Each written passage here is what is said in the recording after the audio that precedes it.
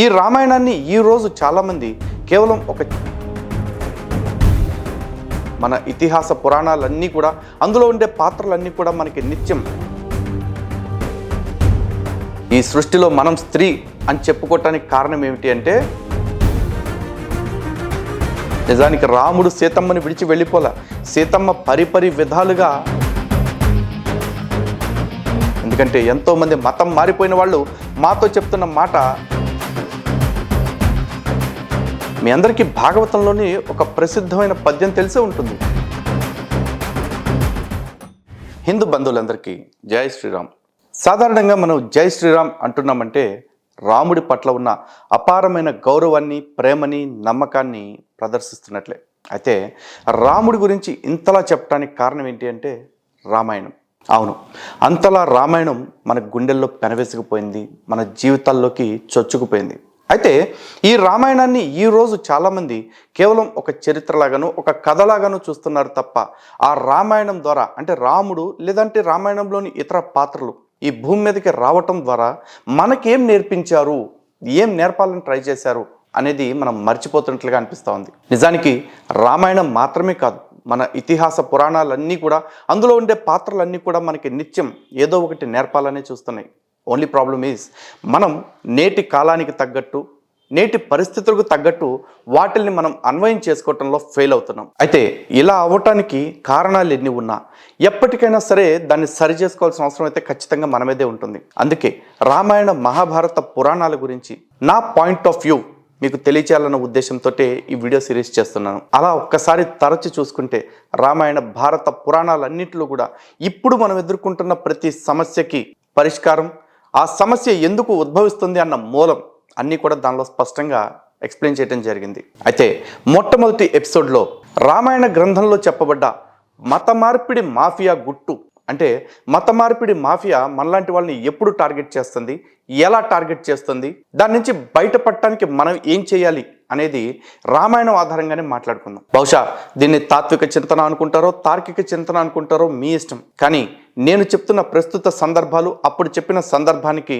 Link up చేస్తూ చెప్పిన దాన్ని మీరు కూడా మీ జీవితాలకి అన్వయించుకుంటే ఖచ్చితంగా మనం బాగుంటాం, మన ధర్మము బాగుంటుంది. అయితే ఇప్పుడు చాలామంది హిందువులు మా ఏరియాలో మత మార్పులు చాలా వెచ్చలవిడిగా జరిగిపోతున్నాయి, లేదా మా కుటుంబ సభ్యుల్లోనే చాలామంది మతం మారిపోతున్నారు అంటూ బాధపడిపోతూ ఉన్నారు. నిజానికి వాళ్ళు అలా మతం మారిపోవటానికి, లేదా మత మార్పిడి మాఫియా ఇలాంటి వాళ్ళని టార్గెట్ చేసుకోవటానికి స్పష్టమైన రీజన్ రామాయణంలోనే ఉంది. చాలామంది రామాయణము అనగానే సీతారాములు అంటే ఒక భార్య భర్త లేకపోతే దేవి దేవతలు అన్నట్లుగానే చూస్తారు. కాసేపు ఆ కోణాన్ని పక్కన పెట్టి శ్రీరాముడిని భగవంతుడిగా, సీతమ్మ తల్లిని భక్తుడిగా లేదా భక్తురాలిగా చూసి కనుక మీరు విశ్లేషించుకుంటే ఈ సమస్యకి పరిష్కారం దొరికిపోతుంది. అయితే అలా ఎందుకు చూడాలి అని ఎవరైనా అడిగారు అనుకోండి, సింపుల్ ఆన్సర్, ఈ సృష్టిలో పురుషుడు అంటే కేవలం భగవంతుడు మాత్రమే. మిగతా అన్ని పదార్థాలు కూడా, ఇంక్లూడింగ్ వస్తువులైనా సరే, జంతువులైనా సరే, మనమైనా సరే, అందరము కూడా స్త్రీ స్వరూపాలే. ఇక్కడ స్త్రీ అనగానే జననేంద్రియాల మార్పు లేకపోతే శరీరాకృతిలో తేడాను అనుకుంటారు. అలా ఏమీ కాదు. ఈ సృష్టిలో మనం స్త్రీ అని చెప్పుకోవటానికి కారణం ఏమిటి అంటే సత్వ, తమో, రజస్ గుణాలు కలిగిన పదార్థాలు ఇవన్నీ కూడా. ఈ త్రిగుణాలు నిండి ఉన్న ప్రతి భౌతిక పదార్థం కూడా స్త్రీ స్వరూపమే. వీటన్నిటికీ భర్త ఎవరు అంటే ఆ పరమాత్ముడు. భర్త అంటే భరించేవాడు. అందుకే శ్రీరాముణ్ణి భగవంతుడిగా, పురుషుడిగా, సీతమ్మ తల్లిని భక్తుడిగా చూడండి. నిజానికి శ్రీరాముడు ఒక పరీక్షా కాలంలో తనకి మరుసటి రోజు పట్టాభిషేకం జరగాల్సి ఉండగా పదవిని, రాజ్యాన్ని అన్నింటినీ విడిచిపెట్టి అడవికి వెళ్లాల్సి వచ్చింది. ఆ సమయంలో రాములు వారు సీతమ్మతో ఒక మాట అన్నారు, సీత, నేను కొన్ని కారణాంతరముల చేత 14 సంవత్సరాలు అరణ్యవాసం చేయాల్సి ఉంది, కాబట్టి ఈ 14 సంవత్సరాలు నువ్వు ఇలా నడుచుకో, అంతఃపురంలో అలా నడుచుకో అంటూ అప్పగింతలు చేస్తూ మార్గదర్శనం చేశారు. అయితే సీతమ్మ తల్లి వెంటనే అన్నీ విని, ఇవన్నీ నా పుట్టింట్లో నాకు ఎప్పుడో నేర్పారు, ఎలా బ్రతకాలి, ఎక్కడ ఎవరితో ఎలా మసులుకోవాలి అనేది, కానీ నువ్వు నాకెందుకు చెప్తున్న ఈ విషయాలన్నీ అని అడిగితే, ఈ 14 సంవత్సరాలు నువ్వు అంతఃపురంలో ఉండాలి, నేను అడవిలో ఉండాలి అని చెప్పి రాములు వారు చెప్తే సీతమ్మ తల్లి ఒకటే మాట అన్నారు, నువ్వు లేని నాడు అనంత ఐశ్వర్యాలు కూడా నా కాలి కింద దుమ్ముతో సమానం. నువ్వు ఎక్కడుంటే అదే నాకు అంతఃపురం, అదే నాకు అయోధ్య. అది అడివైనా సరే అంతఃపురమైనా సరే అని చెప్పి అన్నారు. అలా భగవంతుడి ముందు నాకు ఏ సంపదలు, సుఖాలు, ఐశ్వర్యాలు ఏదైనా సరే నాకు దిగదొడిపే, ఏదైనా సరే నాకు తృణప్రాయమే అని అమ్మవారు త్యజించి భగవంతుడితోనే ఉండాలి అనుకున్నప్పుడు ఆవిడ చాలా సంతోషంగా ఉన్నారు. రాజ్యం పోయిందన్న దిగులు లేదు, సంపదలు కరిగిపోయాయన్న బాధ లేదు. కానీ పక్కన భగవంతుడు ఉన్నాడు, భగవంతుడి పక్కన నేనున్నాను అన్న ఒక భరోసా ఆ తల్లిలో ఉంది. అలాంటి భరోసా నిజానికి ప్రతి భక్తుడిలో ఉండాలి. అంతటి భరోసాతో, అంతటి నమ్మకంతో స్వామితో పాటు అడవికి వెళ్ళిన సీతమ్మ 13 సంవత్సరాల పాటు ఏది కష్టం అనుకోకుండా చాలా సుఖంగా ఆ అడవినే అంతఃపురంగా అనుకున్నారు, ఆ అడవినే అనంత స్వర్గంగా అనుకున్నారు. చాలా సంతోషంగా గడిపారు. కారణం ఏంటో తెలుసా? నాకు భగవంతుడు ఉండగా మరేమీ అక్కర్లేదు అనుకున్న ఆ తల్లి నమ్మకం. అయితే 13 సంవత్సరాల తర్వాత ఒక బంగారు మాయలేడి ఆవిడ కంటికి కనపడింది. అయితే 13 సంవత్సరాల పాటు నాకు భగవంతుడు తప్ప భౌతికమైనవి ఏవీ నాకు అవసరం లేదనుకున్న ఆ తల్లి ఆ మాయలేడి పట్ల ఆకర్షితురాలైంది. అంతేకాదు ఆ మాయలేడిని నేను పొందాల్సిందే, నాకు కావాల్సిందే అని భగవంతుణ్ణి ఆవిడ స్వయంగా దూరంగా పంపించారు. నిజానికి రాముడు సీతమ్మని విడిచి వెళ్ళిపోలా. సీతమ్మ పరిపరి విధాలుగా అది నాకు కావాలి, దాని మీద నాకు మనసైంది అని తెలుసుకోవటంతో భగవంతుడిని నువ్వు వెళ్ళి నాకు అది తే అనటంతో అప్పుడు భగవంతుడు సీతమ్మకి మొదటిసారి దూరం అయ్యారు. సో భగవంతుడు ఎప్పుడూ మనల్ని విడిచిపెట్టట్లా. మనం భగవంతుణ్ణి మనమే పనిగట్టుకుని మన వ్యక్తిగత వాంఛల కోసం, మన భౌతికమైన అవసరాల కోసం మనం భగవంతుడి కంటే ఎక్కువగా వీటిని ప్రేమించడం ద్వారా భగవంతుడిని మనమే దూరం చేసుకుంటున్నాం. అయితే అప్పుడు కూడా భగవంతుడు మనకి పరీక్ష పెట్టాలని, భగవంతుడు దూరం అయితే భగవంతుడి కంటే విలువైన సంపద ఏదీ లేదని తెలియచెప్పాలని పరమాత్ముడు కాస్త దూరంగా వెడతాడు. ఇలా భగవంతుడు భక్తులకి పరీక్షలు పెట్టడం అనేది ఒక్క సనాతన ధర్మంలోనే కాదు, ఇతర మతాల్లో కూడా మనం చూస్తూనే ఉంటాం. అయితే మన పరమాత్ముడు, మనం నమ్ముకున్న భగవంతుడు అలా గాలికి విడిచిపెట్టి వెళ్ళిపోవాలి. అప్పుడు సీతమ్మ తల్లికి తోడుగా ఒక గురువుని విడిచిపెట్టి, లక్ష్మణ స్వామిని మనం ఇక్కడ లక్ష్మణుడు అంటే రాముల వారి తమ్ముడుగాను, సీతమ్మ తల్లి మరిదిగానో కాకుండా ఒక గురువుగా చూసుకోవాలి. ఆ గురువుని మన కోసం తోడుగా విడిచిపెట్టి వెళ్తారు. కానీ మనం ఏం చేస్తాం? ఆ గురువుని కూడా నానా రకాలుగా అవమానిస్తాం, అనుమానిస్తాం, ఎన్నో మాటలంటాం. ఇంకా చెప్పాలి అంటే ఆ గురువుల్ని మన దగ్గర నుంచి మనమే దూరంగా తోలేస్తాం. ఆ సందర్భంలో కూడా గురువు అనేక రకాలుగా మనకి చెప్తాడు, ఏది మంచి ఏది చెడు, భగవంతుడి యొక్క శక్తి ఏంటి, భగవంతుడికి ఏ డోకా లేదు, భగవంతుడికి ఏ కష్టము రాదు, భగవంతుడికి కష్టం కలిగినట్లుగా అనిపించటం కూడా మాయనే, భగవంతుడిని ఎవరో కష్టపెట్టలేరు అని చెప్పి గురువు ఎన్నో రకాలుగా చెప్తారు. కానీ మనం వింటామా? వినం. కానీ అలా భగవంతుడికి దూరం అయిపోయి, గురువుకి దూరం అయిపోయి, ఒంటరిగా ఏం చెయ్యాలో తెలియక, ఏం జరుగుతుందో అర్థం కాక అలా బేలగా చూస్తూ మిగిలిపోతాం. అలాంటి సందర్భంలోనే మారు వేషంలో ఎలా అయితే రావణాసురుడు యతి రూపంలో వచ్చాడో తెలుసు కదా. రావణ అసురుడు పరమ కర్కోటకుడైన రాక్షసుడు చక్కటి సాధు రూపంలో యతివేష ధారణ చేసుకుని ఏ విధంగా వచ్చాడో, ఇలాగే రక్తం తాగే తోడేళ్లైన ఈ మత మార్పిడి మాఫియా, అందులో క్రిములు ఇద్దరు ఉంటారు. క్రిములు అంటే తెలుసు కదా, క్రి అంటే ఒక మతం, ము అంటే మరో మతం. అయితే రామాయణం గురించి ఇంత మంచి వీడియో చేస్తూ వాళ్ళ పేర్లు ఎందుకు తీయాలన్న ఒకే ఒక్క కారణంగా ఆ పేర్లను పూర్తిగా పలకట్లేదు తప్ప, అలాంటి వాళ్ళ పేర్లను చెప్పటంలో కానీ పలకటంలో కానీ నాకు ఎటువంటి భయమూ ఉండదన్న విషయం మీకు తెలుసు. ఆ సమయంలో చక్కగా తెల్లబట్టలు వేసుకునో, లేకపోతే ఒక కుర్తా పైజమాలు వేసుకునో, పచ్చట్ల పుస్తకమో నల్లట్టల పుస్తకమో పట్టుకుని మన ఇళ్ల ముందు వాలిపోతుంది ఈ మత మార్పిడి మాఫియా. ఎందుకంటే ఇప్పుడు మనకి భగవంతుడు లేడు, మన పక్కన గురువు లేడు. ఎందుకంటే మనకి మార్గం తెలియదు, మార్గదర్శనము లేదు, ఇక గమ్యాన్ని చేరుకునే అవకాశమే లేదు అని కనిపెట్టిన ఈ మత మార్పిడి మాఫియా మన ఇళ్లకి చేరి మెత్తటి మాటలతోటి, ఆ మెత్తటి మాటలు కూడా ఎలా ఉంటాయంటే పదునైన కూరల్ని దాచిపెట్టిన మన మృదువైన పెదవుల్లాగానే ఆ మాటలు కూడా ఉంటాయి. మనకి మెత్తటి పెదాలే కనిపిస్తూ ఉంటాయి, కానీ దాని వెనకనే ఉన్న పదునైన ఆ కూరలు మనకి ఎప్పటికీ కనపడవు. అలాంటి వాళ్ళు వచ్చేసి మీ దేవుడు మీకు లేడు కాబట్టి, మీరు నమ్ముతున్న వాళ్ళు ఎవరు దేవుళ్ళే కాదు కాబట్టి, నేను చూపించేవాడే నిజమైన దేవుడు అని ఒక ఎండిపోయిన శవాన్ని ఒకడు, పాచిపోయిన శవాన్ని ఒకడు చూపించి వీళ్ళే దేవుళ్ళు, వీళ్ళే నిజమైన దేవుళ్ళు అని నమ్మబలుగుతారు. మనం అమాయకంగా నమ్మి వాళ్ళ కోటల్లోకి వెళ్ళినా, లేదు మన ఊగిసలాటను గుర్తించి వాళ్లే బలవంతంగా మనని ఎత్తుకెళ్ళి అక్కడ పడేసినా సరే, అక్కడికి వెళ్ళిన తర్వాత మనం బయటికి రావాలంటే రాలేని బతికైపోతుంది. ఎలా అయితే అశోకవనంలో సీతమ్మ తల్లిని పెట్టి నానా హింసలు పెట్టాడు రావణాసురుడు.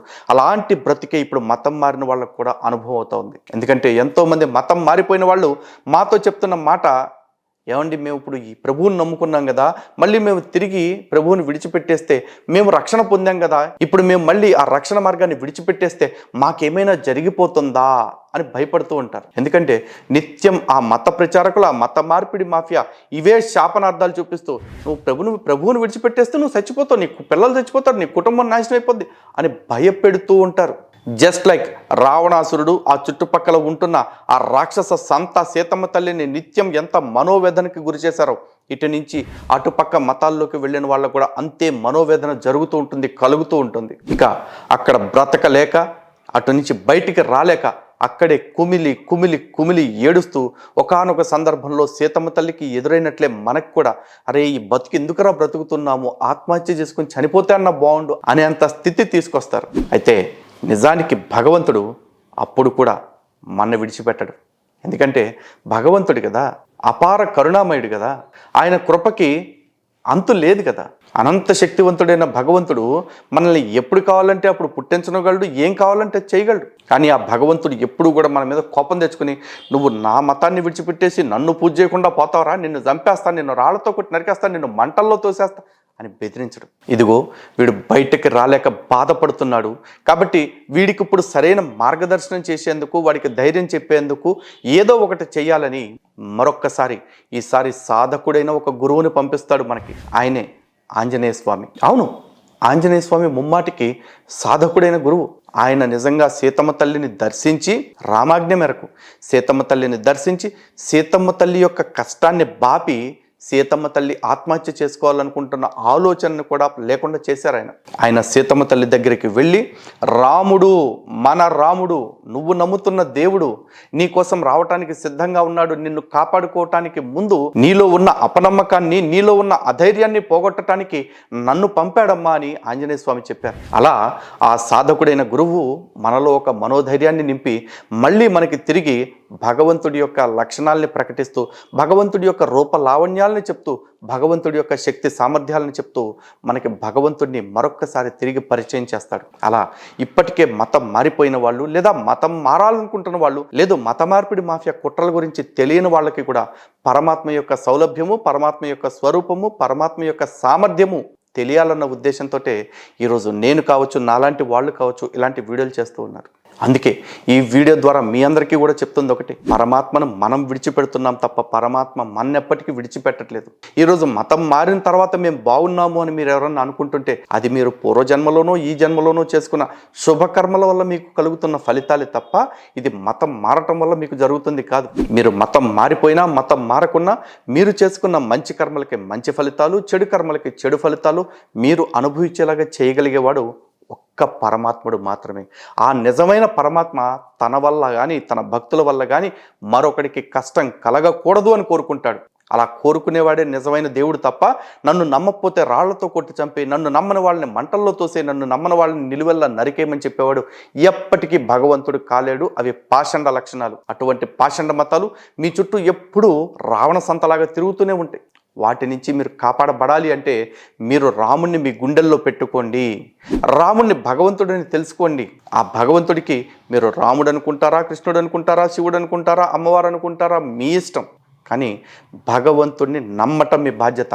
అలాగే భగవంతుడి గురించి సమగ్రంగా, సంపూర్ణంగా, సవివరంగా చెప్పగలిగే గురువుని ఆశ్రయించటం, ఆ గురువుని పట్టుకొని నమ్మకంగా ఉండటం కూడా మీ బాధ్యత. సరే, ఆ బాధ్యతని సీతమ్మ తల్లిని తెలుసుకున్నారు. మళ్ళీ ఆంజనేయ స్వామి వారు వచ్చిన తర్వాత సీతమ్మ తల్లికి అంత అభయం ఇచ్చిన తర్వాత ఆంజనేయ స్వామి ఒక మాట చెప్తారు, అమ్మా ఈ లంకలో నుంచి ఉన్న పళంగా నిన్ను తీసుకువెళ్ళిపోతాను రా అని చెప్పేసి అంటారు. ఆ మాటలు విన్న సీతమ్మ తల్లి, నేను అలా ఎలా పడితే అలా రాలేను, నేను ఇక్కడే ఉంటాను, నా రాముడు నా కోసం రావాలి, దుష్ట శిక్షణ చెయ్యాలి. ఏ రావణాసురుడైతే నన్ను చాటును ఎత్తుకుపోయాడో అలా చాటును తీసుకువెళ్ళిపోయాల్సిన అవసరం నా రాముడికి లేదు, నీకు లేదు. అలాగే చాటున పారిపోయి రావాల్సినంత అగత్యం నాకు లేదు. ఎందుకంటే నా స్వామి నా కోసం నిన్ను పంపారు అంటే నా కోసం తను కూడా స్వయంగా వస్తాడు అన్న నమ్మకం నాకుందని ఆ తల్లి ఆంజనేయ స్వామి వారికి చెప్పి పంపించారు. అంటే ఇక్కడ మనం ఏం అర్థం చేసుకోవాలి, గురువు మనం గురుభక్తిని పెంచుకోవటంతో పాటు గురువు చెప్పే మాటలను బట్టి భగవంతుడి పట్ల భక్తిని పెంచుకోవాలి, భగవంతుడి పట్ల నమ్మకాన్ని పెంచుకోవాలి, భగవంతుడి పట్ల గౌరవాన్ని పెంచుకోవాలి. ఆ గౌరవం, నమ్మకం, భక్తి ఉన్నప్పుడు భగవంతుడు మన కోసం ఖచ్చితంగా వస్తాడు. ఒక్క సీత కోసం రాముడు వచ్చినట్లే కాదు, ప్రహ్లాదుడి కోసం నరసింహస్వామి వచ్చినట్లు ఆ భగవంతుడు మన కోసం రావటానికి ఎప్పుడు సిద్ధంగా ఉంటాడు. అయితే మనం సీతమ్మ తల్లి అంత నమ్మకాన్ని కలిగి ఉన్నాము. భగవంతుడు నరసింహస్వామిలా రావటానికి సిద్ధంగా ఉన్నాడు, కానీ మనం ప్రహ్లాదుడంత నమ్మకాన్ని కలిగి ఉండటానికి సిద్ధంగా ఉన్నాము. పరమాత్మ నిత్యం ఎదురు చూస్తూ ఉంటాడు, వీడు ఎప్పుడు నాకు శరణాగతి చేసి నా కోసం నా పూర్తి నమ్మకంతో వీడు వస్తాడా అని.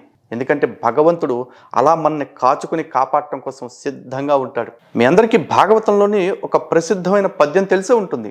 సిరికింజప్పడు శంఖ చక్ర యుగముల్ చేదోయి సంధింపకునని చెప్పేసి స్వామి తన గజేంద్ర మోక్షంలో గజేంద్రుడు ఎప్పుడైతే ఇక ప్రాణములన్నీ కూడా అలసిపోయినాయి, నీవు తప్ప నాకు ఇంకో దిక్కు లేదు అని ఎప్పుడైతే ప్రార్థన చేశారో, ఒక్కసారి పక్కనే ఉన్న లక్ష్మీదేవికి చెప్పకుండా, శంఖ చక్రాలు ధరించినది లేనిది కూడా చూసుకోకుండా ఉన్న పళంగా స్వామి గజేంద్రుడిని రక్షించడానికి వచ్చాడు. అలా గజేంద్రుడిని కాపాడటానికి వచ్చినట్లే మన్న కాపాడటానికి, మన్న తరింప చేయటానికి కూడా స్వామి రావటానికి నిత్యం సిద్ధంగా ఉన్నాడు. కానీ అంత భక్తి మనం పెంచుకుంటున్నామా?